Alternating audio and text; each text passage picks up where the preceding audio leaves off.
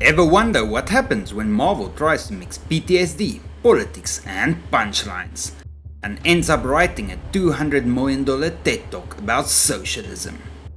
Welcome to the Falcon and the Winter Soldier, a show that flies like a concussed pigeon and punches like a bureaucrat. It wants to say something, it just can't decide who's allowed to say it. This video kicks off a series counting down to Thunderbolts, the corporate crossover nobody asked for. But hey, here we are. To get there, we're diving back into the Falcon and the Winter Soldier, a show that aimed to be gritty, grounded and socially relevant, but mostly ended up juggling tone like a guy with a vibranium arm juggling unwarranted guilt. On paper, it's Marvel doing a prestige show. Steve Rogers is gone, and Sam Wilson is tasked to pick up the shield, the mantle, and basically the entire racial metaphor load of the MCU. Bucky's in therapy, terrorists are bombing global checkpoints, and John Walker has a jawline made of military-grade ego. What could go wrong? Well, everything. And also nothing, because for every genuinely compelling scene, there's a clunky speech, a forced plot beat, or a scene that exists solely so people on X can argue over it. But hey, it tried. And in this franchise, tried is the new good. Let's start with the crown jewel of misplaced trust. The US government. Sam Wilson hands over the shield to the Smithsonian.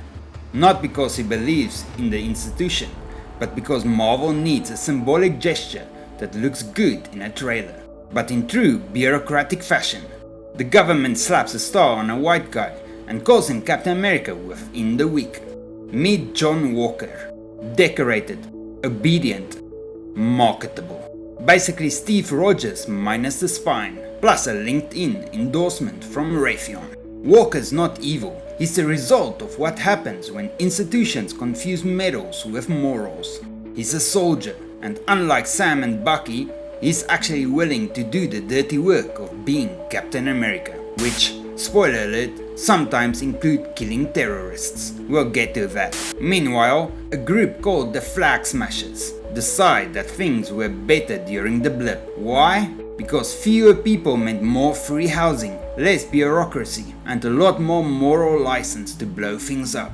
Led by Karli Morgenthau, played by Erin Kellyman, a casting decision clearly algorithmically selected to check every diversity box without deepening the character. This group becomes the show standing for every half-baked revolutionary cliché. They talk about justice, borders, and systematic inequality, but mostly they just throw bombs and get slapped around by people with better branding. Enter Bucky Barnes, permanently caught in Marvel's PTSD purgatory. He's here to guilt-trip Sam, scowl at therapy, and break arms in the name of healing. The dynamic between Sam and Bucky is supposed to be a buddy cop throwback, but the tone wobbles between awkward banter and half-hearted trauma dumping. Sometimes they fight like brothers, sometimes they mope like exes, but mostly they exist to delay the next plot beat. The actual detective work, if you can call it that, leads them to Helmut Zemo, the Civil War villain who's been rotting in a German prison since Black Panther personally delivered him there. That is, until Bucky casually springs him out by inciting a prison riot, cause nothing says redemption arc like accessory to jailbreak and probable manslaughter. Zemo, now back in the mix, slips into the role of a wealthy baron/ideological tour guide. They drag him through Madripoor, Singapore's coke-filled evil twin, and stumble onto a black market super soldier serum ring. Because if there's one thing the MCU refuses to detox from, it's blue liquid that turns unknown actors into gods with no background checks.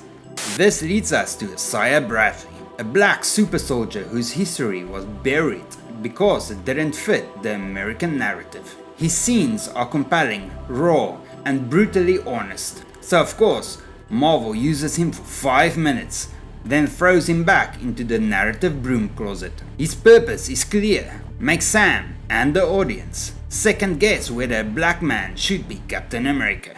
That's not the question the show answers, it just gestures towards it like a tourist at roadkill then sprints back to drone fights and government PR.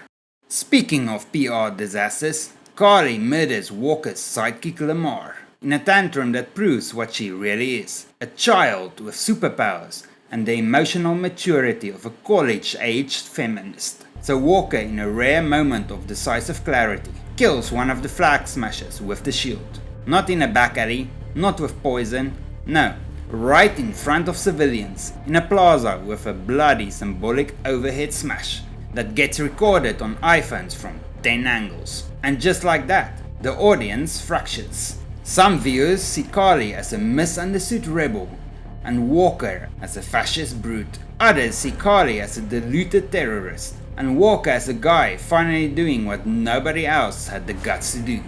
And then there's the show, trying to ride both lanes without ever picking a side. It wants nuance, but only if it doesn't cost subscribers. Walker gets stripped of the title, not because he broke the law, he didn't, but because he broke the narrative. Sam, realizing that letting someone else play with the shield might mean they actually use it, swoops back in to reclaim it, like a kid who only wants a toy when someone else starts having fun with it. The finale wraps with Karli's death, shot by Sharon Carter, who's now a crime boss because, sure, why not? Sam refuses to kill her himself because he's better than that. Not stronger, not smarter, just more morally sanitized, which, in this show, is enough to get you the stars and stripes. And so, Sam Wilson becomes Captain America, despite lacking the serum, the reflexes, or frankly, the temperament. He wins the shield by default. Bucky, who's been through 5 wars, 2 brainwashings, and endless training, is benched in favor of a guy who gave the shield away 5 episodes ago. But hey, the suit looks great.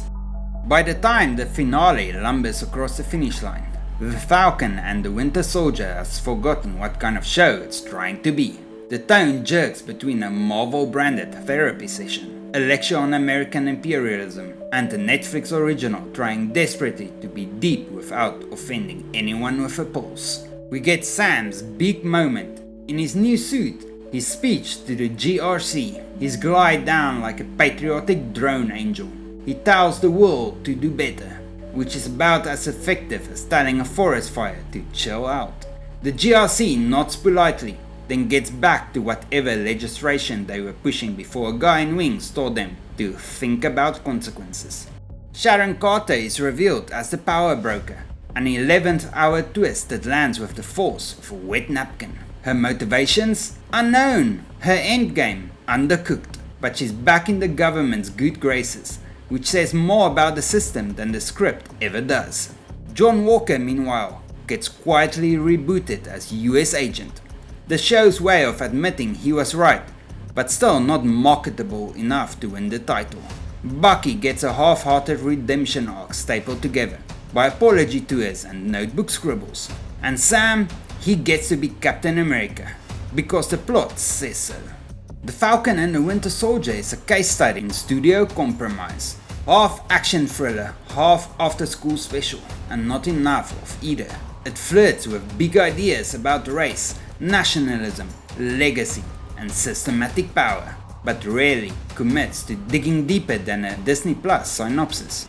The themes are loud but shallow, like someone yelling inequality from a rooftop, with no plan to fix it. Tonally, it's a mess. The buddy comedy energy gets kneecapped by abrupt detours into political monologue. The action scenes, shot like a commercial for tactical gear, and while the pacing wheezes through filler subplots. Hello boat repair montage. We barely scratch the surface on characters like Isaiah Bradley, who could have carried a whole series on his own. John Walker's arc is the most compelling, and the most mishandled. He does his job, takes the fall, and is dragged through moral quicksand for the crime of doing what Sam, with Sharon Carter's help, eventually ends up doing anyway, stopping a terrorist with force.